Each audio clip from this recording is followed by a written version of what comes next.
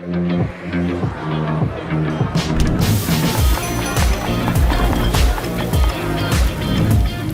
glad you've joined me here today. The world of artificial intelligence, it's here. And I'm sure you've heard about it, or maybe you've used it yourself. But today we're going to dive a little bit deeper into it and how it can help you in your food service business. I welcome Scott Embringham. He's the CEO and owner of Embringham Media Group.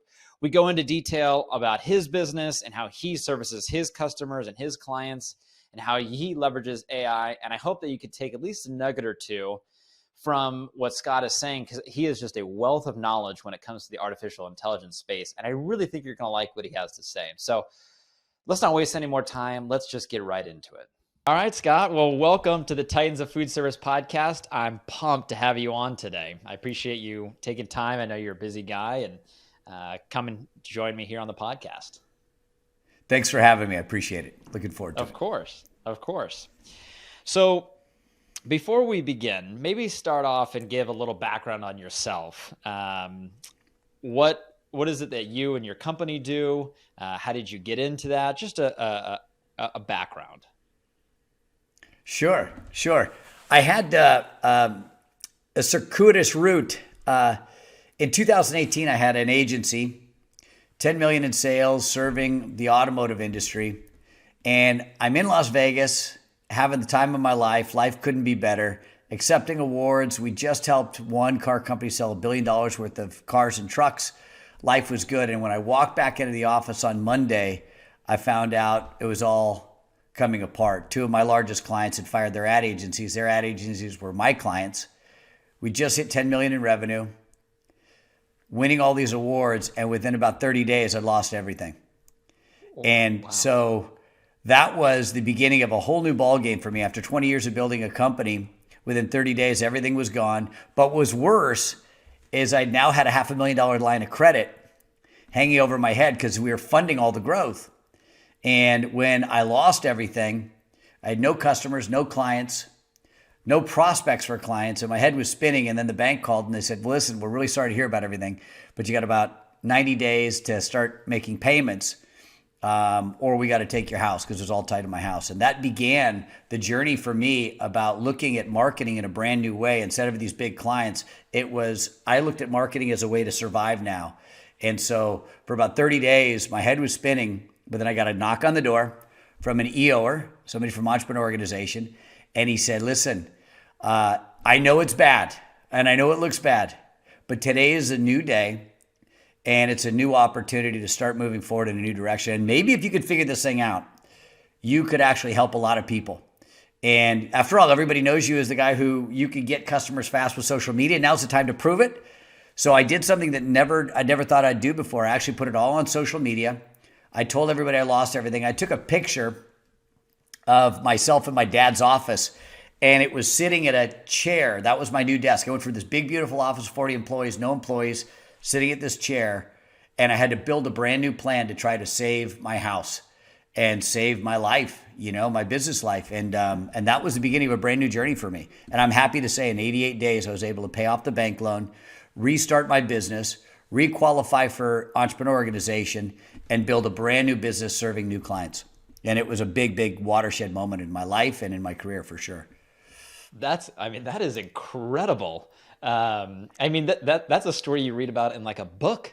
That is, great for you. And what a comeback. In those 88 days, you said that you paid off the bank loan. What were some of the ways, kind of the quick ways, or, because it happened rather quickly, what were some of the ways that you got money back into the door? Yeah, a good question. I knew that automotive was a long sales cycle. Sure. So I put together essentially a plan, and it was an 8-step plan, and it started off with who I was going to target. And I got really clear on who I was going to target. And part of the targeting process is understanding where they live on social. So I actually had been asked several times by other EOers, hey, can you help me with my marketing? And to that point, I'd always really kind of passed because I was really focused on the niche of automotive. But I decided that I was actually opening up to anybody and everybody. I mean, it was a brand new day. It wasn't I'm just an automotive digital marketing agency anymore. I'll help anybody. My first client was an EOer who needed help with his pool business. But I started out and I got really clear on who could I help right now. And I wrote this thing out, which is like a temperature gauge, hot, warm, and cold.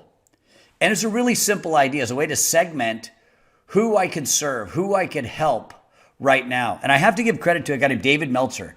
If you know David Meltzer, the guy who did Jerry Maguire guy? Yeah. David Meltzer was one of the first guys I met with when I lost everything. And I came and I sat down with him. I told him my challenge. And he said, may I give you a suggestion? Because I've been in your shoes. I've been in your shoes where I lost everything and I had to think about everything brand new. I said, I'll take any advice you got. And he said, I want you to think about who you can serve. Right now, you're thinking about how you need money, how you need to build your business again. That thinking will drown you. It'll keep you from getting what you want. I want you to actually turn it around and think, who could you serve right now? And I'd always had this sort of campaign idea that when I worked with Ford, when I worked with Chrysler, we divided segments of audience into cold, warm, and hot. Hot are the people that knew you, understood you, trusted you, would buy from you right now. Then there was the warm. There were the friends of friends who might be tangentially familiar with what you do, that would take less selling to close a deal. And then there was the cold that didn't know you, didn't trust you, didn't even know you were alive. And it's a really simple idea. Which segment is going to close faster? Which segment is more likely to do business with you today? And so when I was talking to Dave, he said, who can you serve right now? Not tomorrow, not next week, but who can you serve today? And I just happened to be on the board of EO. And I decided that when I went to my board meeting, I was going to help. And so I was the Marcom chair. So I started doing social media like just a madman for the chapter. And as I did that, board members came to me and said, hey, could you help me with my digital marketing and social media? So I began to help them. So I decided after I talked to David, he basically got me to reframe everything instead of trying to get something, because I had never been in that position where I just lost everything. The clock was ticking for me. And he said, listen, you need to focus on serving. And it sounded actually, Nick, pretty insane at the time, because all I could think about is I've got a mortgage, I've got child support, I've got all these things, and I need money now. I need customers now. And he said, go out and serve.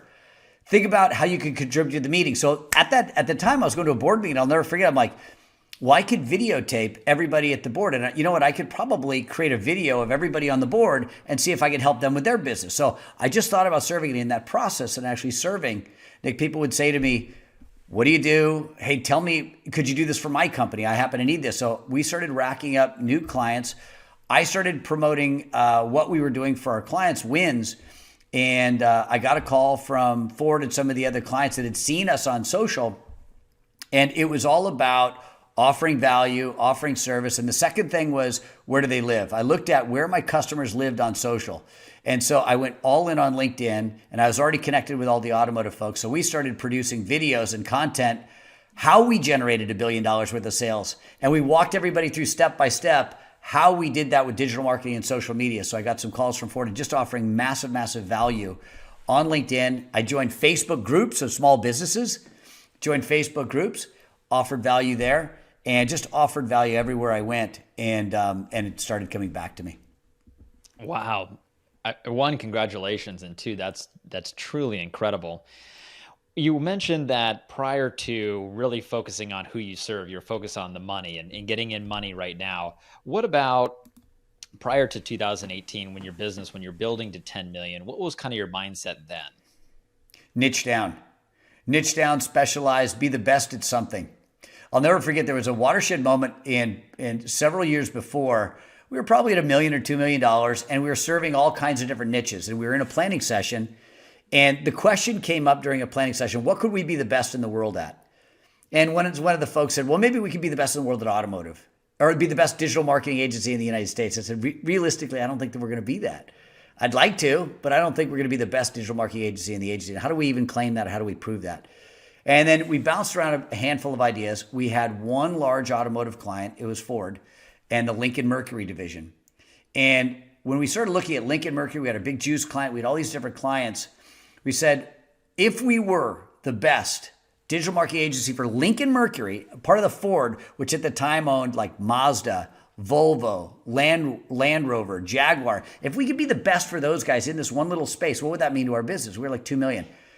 And we thought about it. We said, gosh, we could actually grow significantly if just within that Ford environment. And I'll never forget, we had a couple of products, email marketing at the time, online media, some banners, banner ad programs. We said we could productize these and roll these out. If we just had 4 more automotive groups, Southern California, Texas, New York, we could double or triple our business. So we went all in, we niched down. We didn't fire our other clients yet, but we went really all in on that niche. And lo and behold, we started picking up multiple accounts. When we sold in one group, the way car companies worked is they had like 38 different automotive groups throughout the country. So when we sold into one, word got out for the second and the third. And then all of a sudden we sold one product 38 times across the country with annual contracts. That changed our business completely. And after about a year, we got to 4 and 5 million. We got into the Ford side of things, and we took that same model and applied it to other automotives. But niching down was a big game changer, and it took risk too. There was risk because other folks said, well, if we don't go after the other juice clients, if we don't go after these other things, what's that going to do? And it worked until it didn't, until that horrible day in 2018 when 2 of our largest automotive clients fired their ad agencies and 90% of my revenue just evaporated. Yeah.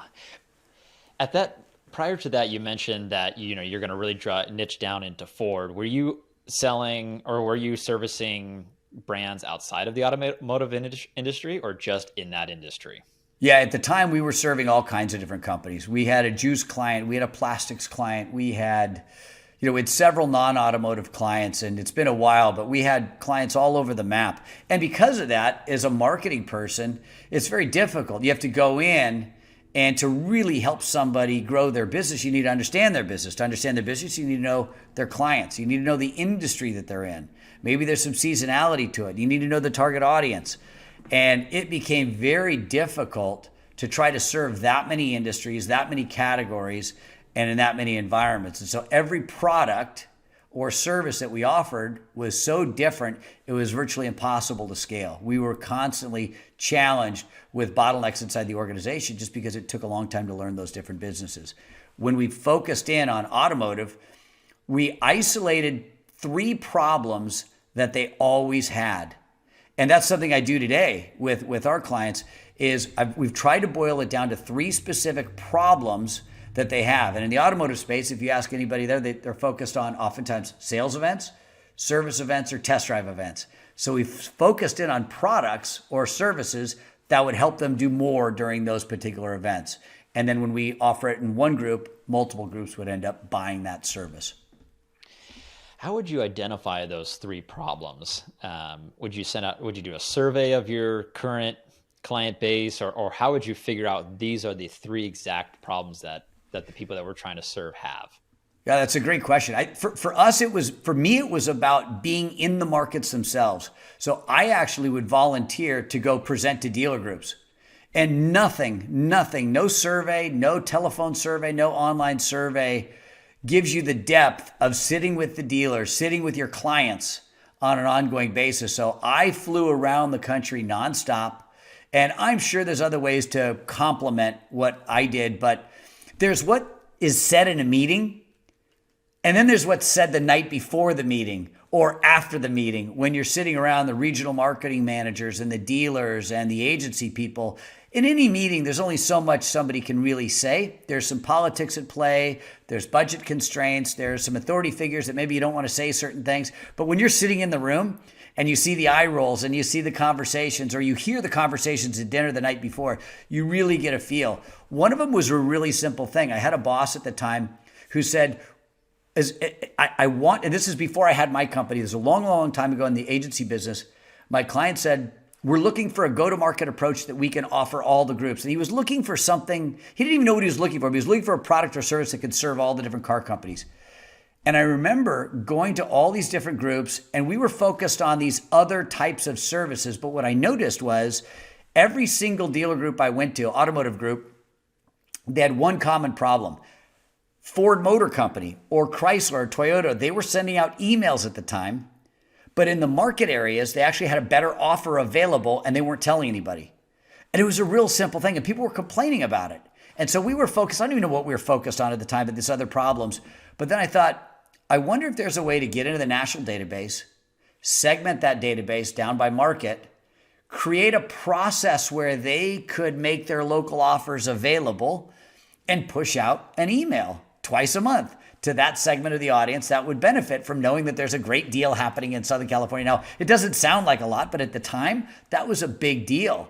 And so we rolled out an email campaign. And that was one of the very first products when I jumped ship. I started my company that we ended up offering that everybody wanted. It was a simple idea, and it was solving one specific problem. How do we tell people about our offers that are available in our marketplace, and how do we get it done inexpensively and quickly? And then how do we create a variable product so other markets can jump on that and do it the same way?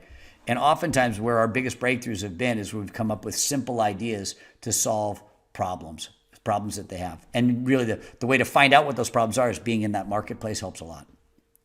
Yeah, I bet. For my business, we're a food service broker. And so the way it works is we represent food service manufacturers. And what we really do is connect them with large operators. For us, an operator would be a restaurant or a casino, anywhere where they serve food.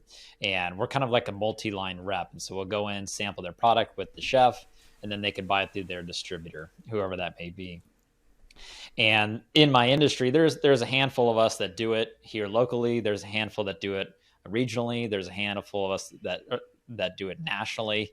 And we've been working on, our industry has become a little bit of a commodity.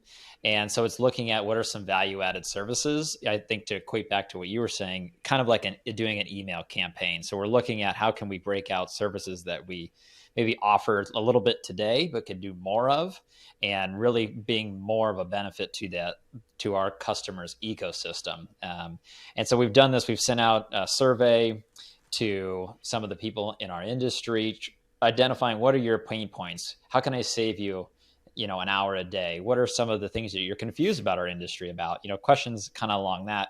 And it's interesting to read some of the responses, and it's some of the problems that these people have, I never even thought that they had. So it's very unique to do that. But I love your idea of going out and talking to the people directly. We've definitely thought of doing like an advisory council where we can have customers on there and talk and brainstorm and do kind of like a think tank back and forth with different ideas. Yeah. Along the same lines, you gave me another idea is there's two other things that we've done in the past couple of years that have benefited us a lot. One of them is to create these monthly workshops. So every month I'm in front of 100 or 200 businesses, and we're educating them on some specific marketing approaches that they can use. And then we make an offer at the end of the workshop, and then we get feedback. But by making offers to solve problems, you can find out when they don't buy the offers, we know that we're not solving the right problems. And by being in front of a group of potential customers and saying, here's what we think your problems are, and here's 3 secrets to solve those problems. You can see the attendance at the workshops. You can see the participation at the workshops. You can see the back and forth when you're on the workshop. You can actually see who's engaging or just like who's turning their camera off and bailing. It's pretty good feedback. Yeah, that's a good point. If 20 minutes into your workshop, half the audience is gone, it's brutal feedback, but it's great feedback. It means that you're not solving problems. But if everybody's there till the end of that workshop and they're still there asking questions, you're gold. And it's funny because we created these workshops, and in 2019, I decided I'm going to serve. And EO guys gave me the formula there. I had this 8-step framework on how any business could set up a marketing plan, starting with your targeting, starting with your goals, starting with your budgets. And we shared frameworks with these folks on how to do this. It could be the restaurant down the road. It could be a law firm. It could be anything. So we walked them through these frameworks, and then we offered an online social media course on how to buy ads and execute a campaign. Interestingly enough, it wasn't until we started solving more basic problems that everything else took off. And it was through the feedback, through the conversation every single month with potential customers where we started fine-tuning our message. We would offer education, see who stuck around, see how many people registered for the workshop, had titles for them, just offered massive value. They were all free, and then we'd make an offer at the end. And we track that data really carefully. How many people registered?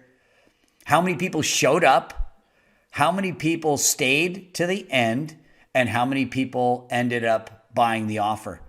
And we watch it really carefully. And sometimes it was a brutal lesson, and sometimes it was a great lesson. But in the end, with the customers we now work with, it's remarkably simple problems that we solve. Where do I get started? What do I say? How do I get it done faster and cheaper? Enter AI. Some of these things are so simple where I was solving these complex problems that were interesting to me, but then I was workshopping at Global Speakers Academy, and I got some feedback from some other entrepreneurs. They said, Scott, I'm not interested in retargeting. I'm not interested in exclusion audiences. I'm not interested really in setting pixels so I could do conversion type ads. I don't even know where to start. I don't know what to say. Like I'm an owner of a business, and I don't know the framework of where I start with my content, where I start with my ads. So we developed these really basic frameworks. Here's where to start. Here's a framework on how to build out all your content ads. Anybody could do it. And here's how to get it all done faster than you ever imagined. They were like, that's what I want. That's what I want. So we called it the Authority Framework, and it just exploded. It exploded. So you mentioned AI, and you started incorporating AI into your process and kind of making very complex problems very, much more easy and probably digestible as well. How did AI play a factor or a role into that? What did that look like? Yeah, it was, we were on a workshop. It was all by accident. I wish I could say, I saw the future and here's what we did. It was by being in front of customers constantly through our workshops, through these meetings. And then I would teach people these basic frameworks. You remember Mad Libs when you were a kid? Yeah. Okay. I teach people these frameworks when, say I'm working with Nick and you're about to shoot a video. And you're like, I want to shoot a video and I want to talk about the value that I offer, and I'm not sure how to approach it. There's a really basic framework. I call it my what to say framework. And it's a really basic framework, but it's kind of a Mad Libs framework where if I teach you the structure, you could do it in a second. So I'll be sharing that at some of the stuff that we're doing, like the we've got a talk that we're doing for the chapter. So I'm teaching these basic frameworks, and then along comes AI. And I'm teaching these people frameworks on where to start, what to say, and how to get it all done. And I'm showing them how to do it with virtual assistants. AI comes out, ChatGPT 3 comes out, and my old developer is on the call. And he goes, dude, you know that you could take those frameworks, put it on a landing page. So then Nick can answer like 4 questions. You answer your name, your business, your email address, your website, your ideal customer, who you serve, someone in the food service industry. Name 3 problems you solve. Name 3 solutions they're looking for. Name 3 ways your product can help them. We could plug that into ChatGPT 3, parse out all the information, and like that, develop 12 ads, 12 social media posts, a blog custom for you, and a 4-touch email sequence. And so I'm with my developer, and I said, how hard would it be to build that? He goes, well, it's not easy, but we could build it. So I said, build me a demo for next month. Let's make an offer to everybody on our workshop. We'll call it AI Content Pro. We'll make it dirt cheap and see if people are interested. So it's a software that sits on top of ChatGPT 3 and now ChatGPT 3.5 and now 4. And now it's a way for customers to just fill out some information, like name of your business and email address, and that then gets parsed out in all email campaigns. Your ideal customer, the problems that you solve, the solutions they're typically looking for, and the product offering, and it builds the entire campaign for you. 30, 60, or 90 days worth of content. And for the guy who's maybe got a nail salon or a professional service business who doesn't want to learn all that stuff, who just wants to fill out like 4 questions, it's gold. And for that, we said, wow, that is a service that we could offer. We found that the adoption of it was fantastic. The retention is fantastic. It solves a real simple problem people have because they don't want to have to build a campaign. It's through our frameworks. We can parse it in ChatGPT 3, let them do it. It comes out in an editable doc. They can edit that a little bit the way they want it, and they're done. Now, you just replaced, in the old days of marketing team, there's me, there's my copywriter, my social media manager, there's my video editor, my image editor, there's all this team. And now with a virtual assistant and AI and some frameworks, you can have an entire campaign in literally minutes 30 days, 60 days, 90 days of content. And so solving that specific problem was something we leveraged ChatGPT-3 to do. So you mentioned a software. Did you build a software that it integrates into ChatGPT, or Yeah. and for those who don't know ChatGPT, maybe a little background on what that is? Sure. So it is a language model that allows you to think of it as a virtual assistant that's plugged into all the content prior to 2021. And it's something that is, I've never seen anything like this before. And as they just rolled out ChatGPT 3 or 4 yesterday, and it allows you to essentially act as a virtual assistant. You can ask it virtually anything. It'll scour the internet and bring back a result. So for example, for us, we gave it a command to write a marketing plan for a dealership. So we're working with the dealership, and we said, what problem do you need to solve? And they said, well, we have a test drive event coming up. We said, for what? They said, the Ford Explorer. I said, got it. We gave them 4 questions to answer. The name of your dealership, the vehicle you're trying to sell. They called it a summer test drive event. And we said, what customers or what type of vehicles do you compete with? That's all we needed. And then we automate the prompts back into ChatGPT 3. Now, they could do it themselves. It'd take them a little while, but we organize the prompts in such a way it says, give me a marketing plan. It spits out a marketing plan because we know the dates. Give me 5 names that we could call this test drive event, knowing that it's the name of the dealership is X. It gives us 5 names. Spit out a 4-touch email campaign, knowing that we're marketing, say, the Ford Explorer, we're competing with these 4 different vehicles. It will look online and see how the Ford Explorer is better and different than those other competitive vehicles. And it writes the email beautifully, better than any copywriter could probably write, especially if they're a junior copywriter, in that fast, in moments, not a month. A blog, ads. We even said to ChatGPT 3, you ever heard of a guy named Dr. Robert Cialdini? No, I haven't. Brilliant guy. Wrote a book called Influence. And what he found was there were 7 keys that triggered a buying decision: scarcity, authority, reciprocity. They were cross-gender, cross sort of generations, cross ethnicities. And he did this wonderful study that showed examples of how you could offer genuine value and create reciprocity in a relationship where somebody just wanted to give back. Or you could create authority. Doctor comes in a lab coat, you're more likely to take a command or a request from somebody in a lab coat. So how do you use that? People have diplomas on their wall to create an impression of authority. There's all these subtle cues.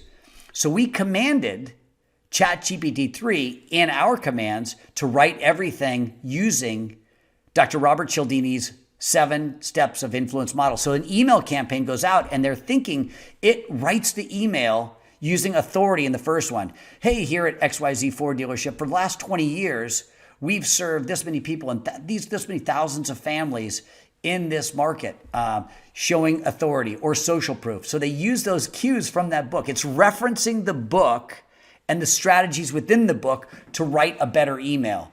Your average copywriter that's 20 years old that maybe hasn't read some of those strategy books and all these things, how's he or she going to reference that? With the right commands, you could tap into the greatest minds that have ever lived and say, write that email as if Dr. Robert Cialdini was writing it, using the 6 or the 7 strategies of influence. And all that is indexed online. And in minutes, you see an email cranking out. It's output. And now this little dealership that we're working with in Tacoma, Washington, has emails, blogs, ads, all written as if Dr. Robert Cialdini himself was sitting over their marketing. And it's for $197. That's a crazy one time. Yeah. Or as many campaigns as you want. And so we just baited it. And that's when we said at the end, I said, we've made some real stinker offers. We made some offers that nobody wanted them. But this one we said $197 and you get 30 days of content. And all of a sudden at the end of the workshop, everybody signed up. And that's when we knew we'd solved a problem, because not everybody wants to. ChatGPT 3 and 4 is a brilliant. I don't even know the mechanics behind it. It's like, I don't know how the light switch works, but I know that when I turn it on, it works. And so as we played with it early on, we saw it as an interesting tool, but our clients, What they said to us was actually very different what that EO clients would say. Our clients, a gal who owns 2 boutiques, one in Laguna and one in Orange, California. She's like, I don't want to do chat, whatever the hell you're talking about. I don't want to do that. I just want to try to sell some stuff at my store. I said, well, what do you want to do? And she said, well, I want to do like a fashion show, like a virtual Facebook Live fashion show. Like, how do I do that? I said, no problem. So we set up our product, AI Content Pro. Said, well, what do you need? She goes, I need a Facebook event description, emails, blogs, ads, and content. I said, how many days? She goes, I don't know, like 30 days worth of content. And her social media manager was going to charge her like $800 a month. We said, we built that into the system. We said, fill that out. The name of your business, your email address, your website, your ideal customer, mom in Laguna Beach, what 3 problems do you solve? And you're done. She hits submit, and in her inbox comes a 30-day campaign. She's like, wow, it's a mind blower. And now it's solved a problem. She can get her campaign done in minutes without any technical skills. And that was the other thing. She didn't need to learn ChatGPT 3 or 4 or whatever it is. Because there's a lot of clients out there that are saying, look, I'm 50 or I'm 60, and I'm 50, but I'm 50 or I'm 60, and I don't want to learn. I just figured out LinkedIn, Instagram, and TikTok, and now there's ChatGPT 3, and there's these other things. I just don't want to do that. I want to run my business. So marketers have an opportunity to figure out how to use these tools on their behalf. I know somebody who owns a retail, essentially a meat market. And the meat market has been around for just over 40 years. And it is a traditional butcher shop. I mean, straight out of like a movie. You go in there and, it's the same meat cutters that have been there forever. And now they're positioned right next to a college, for one. And they're trying to think of ways to get more customers into the boat, especially into the door, especially, if you're a kid at the school, you're only there for 4 years. How can I attract that person to come in their 4 years' time? So they're trying to get onto social media, but they don't know where to begin, and they don't know what's the cadence. And I think the biggest issue that they have as well is the content. What content am I going to create? Me personally, I'm somebody who posts on LinkedIn frequently, throughout every week. And it's hard to sit there and think, what am I going to post today? So in the case of an operation like this, they can fill out the form, right, through AI Content Pro, and they get all the content. Now, what about posting that content online? For Instagram, is there photos that are attached, or do you have like a how-to on how to do that as well? Yeah, not yet. So that's connected to, we have an online coaching program, and then we introduce them to editors. We also have partnered with a virtual assistant company. So for starting at $7 an hour. So when you get AI Content Pro, or you hire, we partnered with a company called Move. He's a fellow entrepreneur organization person. He has virtual assistants that are trained on our software. So when you get somebody from Move, they're already trained on our software, and then they can go out, use our software to produce content, immediately, and then they can help with the content, with the images as an example, or editing videos. And then all of their folks are in our coaching program, where we teach them, I call it the authority model. And so if I was going to market Nick, we have a thing called the authority model. And so you're already authority in the space, but we would create content that's problem specific, solution specific, product specific, and objection specific. Problem specific is, I don't know Nick yet, but I've got this problem. And if you could hear, I'll give you an example. Think of picture an ideal client of yours. Okay. And they just had a very difficult night. They didn't get any sleep. They were wrestling with some problem as it relates to a problem you could solve. If they were to call one of their best friends in the morning after having a difficult night's sleep, what problem would they say they were wrestling with? And in non-marketing speak, in plain English, they didn't get any sleep. And if you could hear that conversation, you'd say, I could help that guy or that gal. What would they say? Definitely around an assistant, saying that I am tasked with too much. I'm covering too much area. I can't respond to everybody. The follow-up is just insane. I can't inputting calls into my CRM system. There's too many people reaching out, wanting things from me. I don't have time. I need somebody to help me essentially buy back my time. Got it. Okay. So as it relates to sales related activities? Correct. Is that okay? Correct. Okay. So we would have you fill out what are the 3 problems that your customers are wrestling with. We import that into ChatGPT-3 and we come up with 5 mistakes. So what is like the headline of your ideal customer? Somebody in the food service? What's the title they're associated with? Yeah, like vice president of sales for food service. Okay. So wrong way, but I would say we'd port that into ChatGPT-3 just by you filling that out, and it would come back with 4 mistakes food service pros make that are killing their sales. 7 time sucks that every food service pro needs to avoid in order to maximize sales. So we craft that and we and just by you saying these are the 3 problems my food service pro is wrestling with, it comes back with BuzzFeed type blogs and articles that you're producing that now are available as blogs, are available as social media posts, is available as ads, available as emails. And now if you came out with a 5 questions every food service pro needs to answer to maximize sales, that's your 5-touch email, that's your blog, that's your 5 ads. You have 3 of those that are spit out and you've got all this problem content that you're just serving. It's what David Meltzer told me. Just serve. And when Nick is solving my problems, is telling me 5 mistakes to avoid, 5 questions I need to ask before I even buy a CRM system, dude, he's my guy. I love that guy. He's been solving my stuff. And then you're also producing solution. My next question to you is, Nick, after they're coming up with those problems, what are the solutions? What's 1 or 2 solutions or 3 solutions? Why you ask for 3 that they might be looking for once they know they've got a problem? What are the 3 solutions that they're actively looking for? Yeah, maybe a solution could be a virtual assistant. Maybe a solution could be maybe some sort of like accountability group that they could be a part of. Maybe a solution could be, I need somebody to essentially give me copy to put into my email so I can do cold outreach. Things like that. Love it. So that's your next set of ads and your emails. We'd have 3 different variations of considering a virtual assistant, considering this, considering that. Have you thought about this? Here's 3 things you need to do before you get a virtual assistant. And then what we do is we steer them to maybe considering what you offer. 3 mistakes people make when they hire a virtual assistant. Because tell me again what your business isn't virtual assistants. We're food service brokers. Oh, perfect. Okay, great. So we answer those questions. We ask those questions. If you're looking for this, if you're looking for this, try this. And it spits out content that drives them to our solution. But it connects with them in a way that says, hey, we understand the solutions you're looking for, and you may look for this.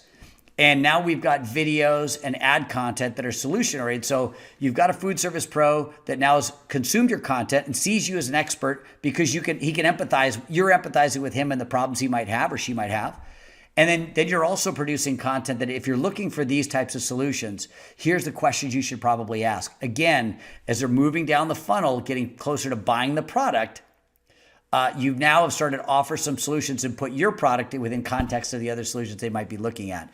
And the final one is the product, which is oftentimes that first meeting. So if somebody's going to schedule a call with you, or what's that first step to hiring Nick? What's that first step to hiring Nick? Or your business? The first step would be an interview. So I present our deck about our company. Yeah, that'd be the first step to hiring us. Awesome. And do you have a name for that? Name for that call? No. It's just no worries. It's just really just a pitch deck. Yeah. So that's what we could ultimately call. We have an is, does, means formula, and the is, does, means formula is really cool. It after somebody's consumed that, now you're producing content where you are actually just selling that first appointment. Now imagine I'm a food service pro. I've been consuming your content for now 30, 60, 90 days. I'm connecting with the problems that you solved. You've talked about some of the problems that I'm facing.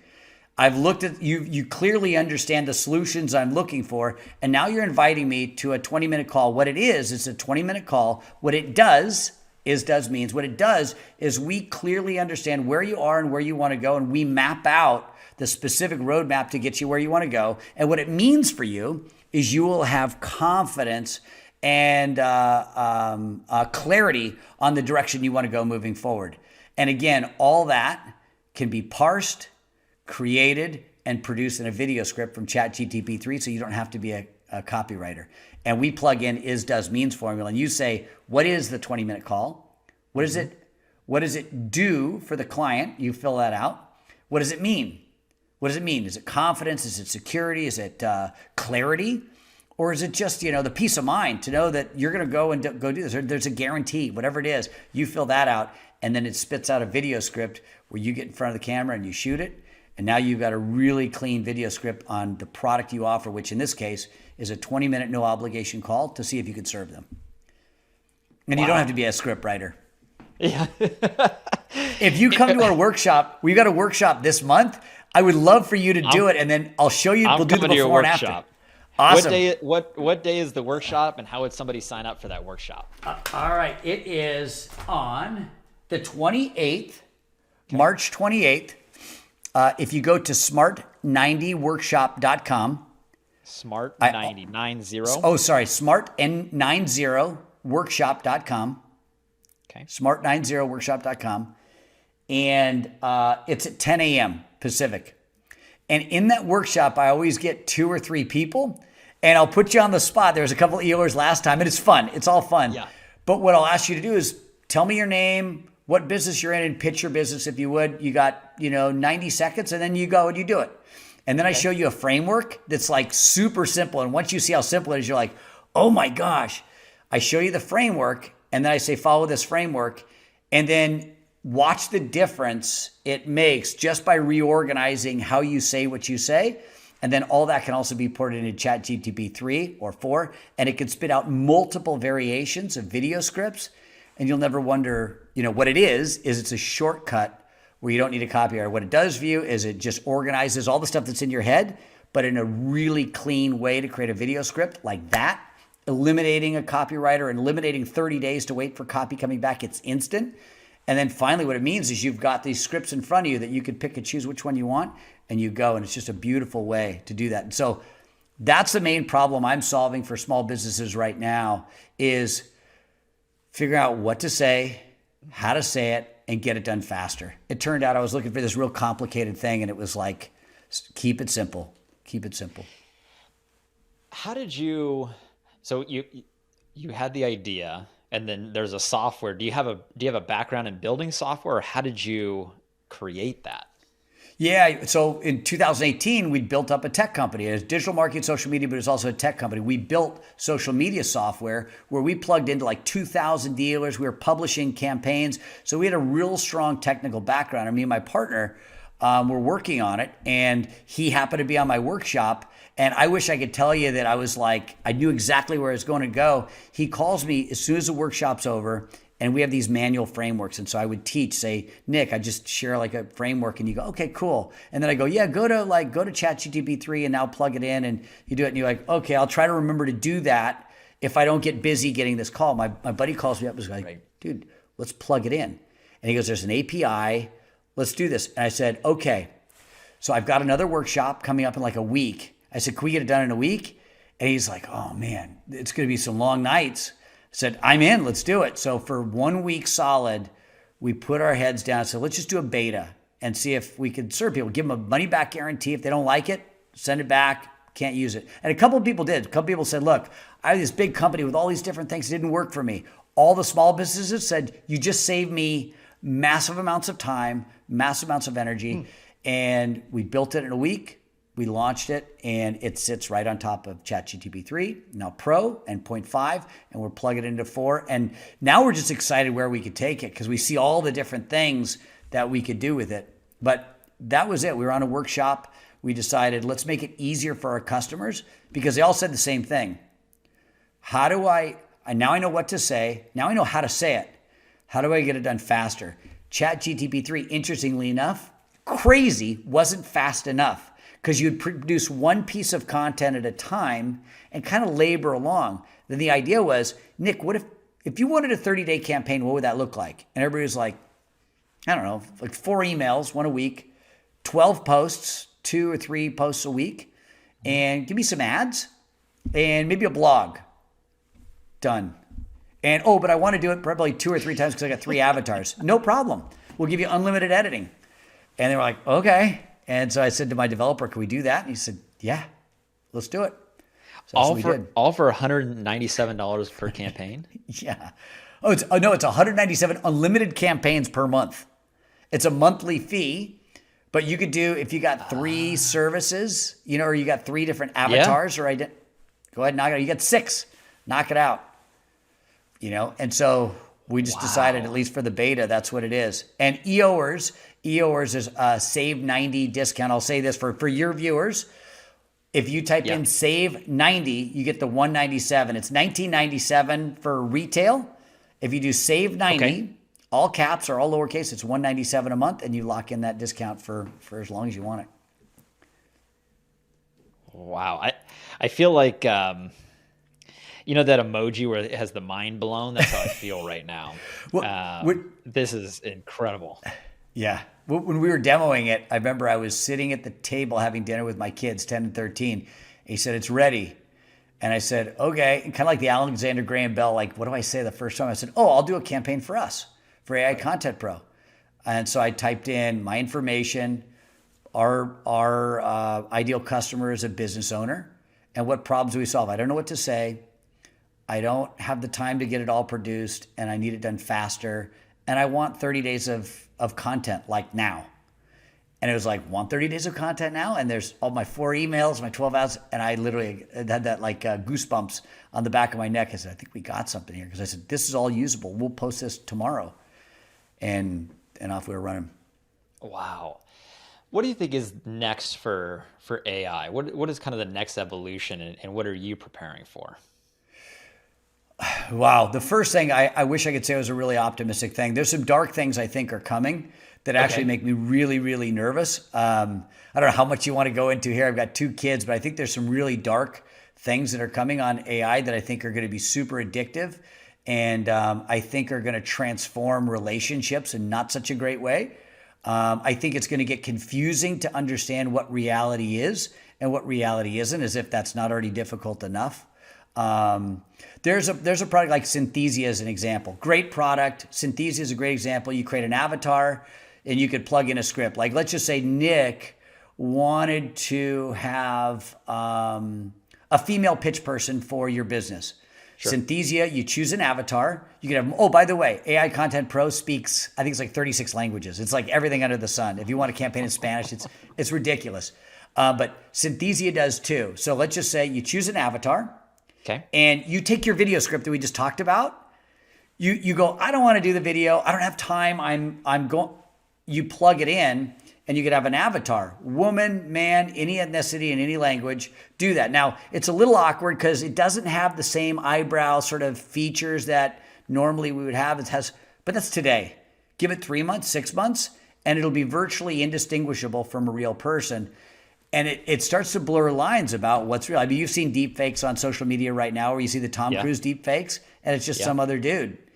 And so what's real and what's not? So there's a whole dark side to that people like Elon Musk that are significantly smarter than me are probably wrestling with stuff like that. I don't know, other than I'm just doing the best I can to protect my kids from some of this and educate them.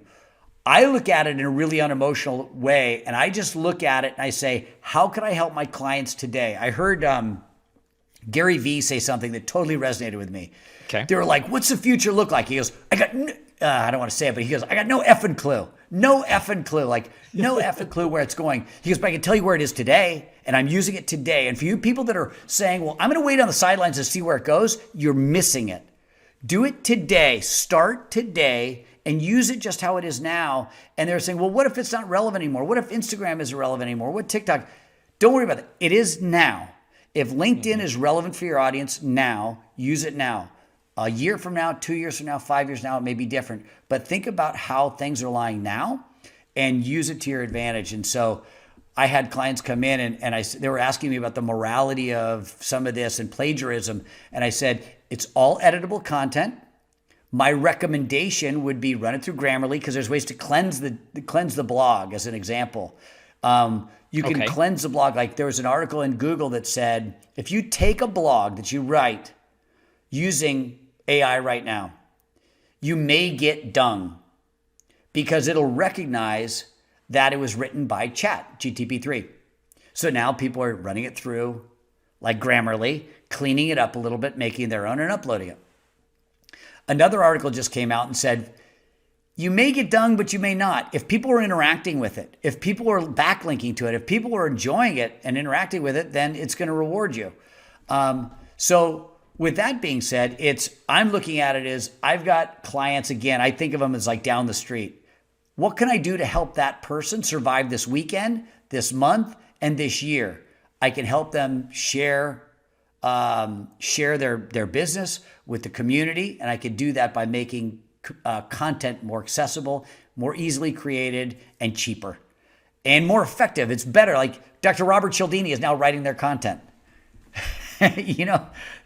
For a local restaurant, like my sushi restaurant. I love my sushi restaurant. And he saw one of my videos. He goes, could you help me? So he's joining our coaching program, my sushi guy. I love it. It's like right here in Aliso Viejo.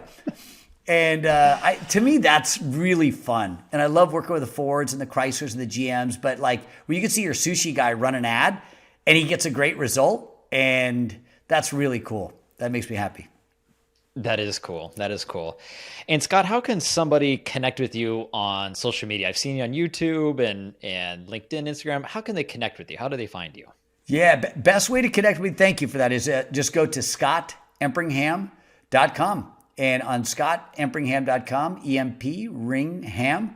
EMPringham.com, there's access to my workshop, access to my coaching programs, access to my online course. And even they can book a call with me, and we do some authority framework work on those calls. So we say, listen, we'll do a free discovery call. What it is, it's a 20-minute discovery call. What it does for them is walks them through kind of where they are and assess any challenges they have right now. And we can help them, direct them to either our course, our coaching program, or maybe a full service package. Amazing. Scott, I just want to say thank you so much for coming on to the podcast today.